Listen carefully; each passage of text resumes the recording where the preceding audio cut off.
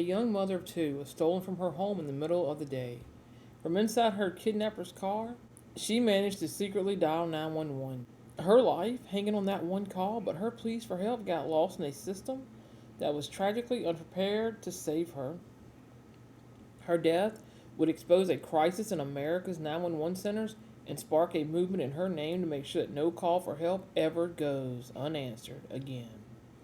This is a story of how the abduction and murder of Denise Amber Lee led to a long overdue overhaul of the 911. In January of 2008, 21-year-old Denise Amber Lee was living a life she loved in Northport, Florida. She was a stay-at-home mom to her two little boys, just 6 months and 2 years old, while her husband Nathan was at work. Her world revolved around her family. Her father, Rick, was a sergeant with the local sheriff's department, so she grew up with a deep respect for law enforcement.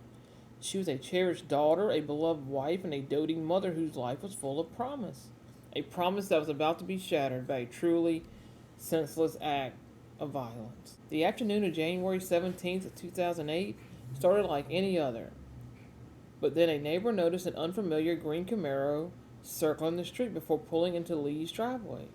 When Nathan Lee came home around 3:30 p.m., he walked into an unnerving, quiet home.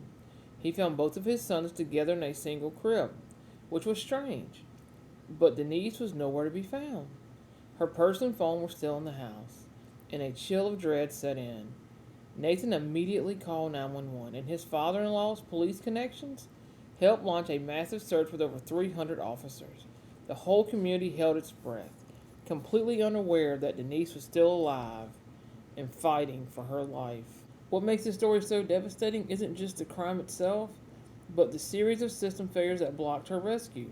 At 6:14 p.m., her kidnapper, Michael King, made a stop, and Denise saw her chance. She grabbed his cell phone and secretly dialed 911. In a chilling call that lasted several minutes, you can hear her whispering, terrified but clear.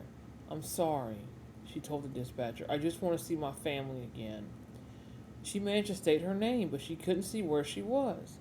The call was traced to King's phone, but before authorities could act, he discovered her and the line went dead.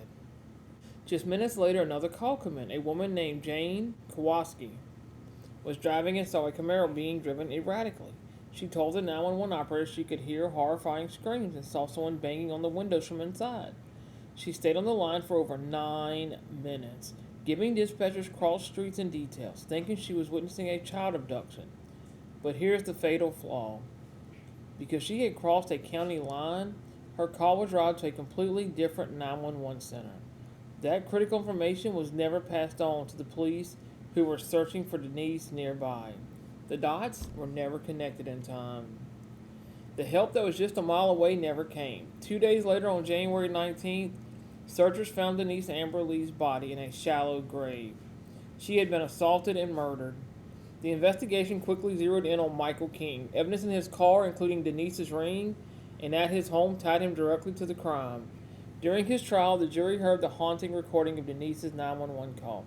A voice from the grave pleading for a life she wouldn't get to live. In August of 2009, a jury found King guilty of first-degree murder, kidnapping, and sexual battery, and unanimously recommended the death penalty. He was sentenced to death. Denise's death was a tragedy, but it was also preventable. It exposed deadly weaknesses in the 911 system that her family couldn't ignore. In his overwhelming grief, her husband Nathan Lee made a choice.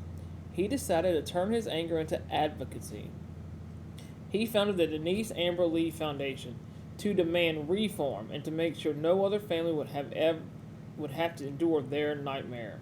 His tireless work led to the passage of the Denise Amber Lee Act in Florida of 2010.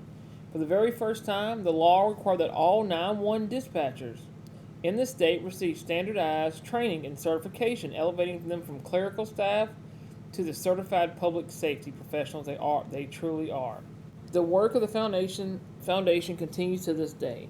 Nathan has traveled to 48 states, pushing for similar nationwide standards because, incredibly, there are still many states that do not mandate training for 911 operators. Michael King's execution is scheduled for March 17th of 2026.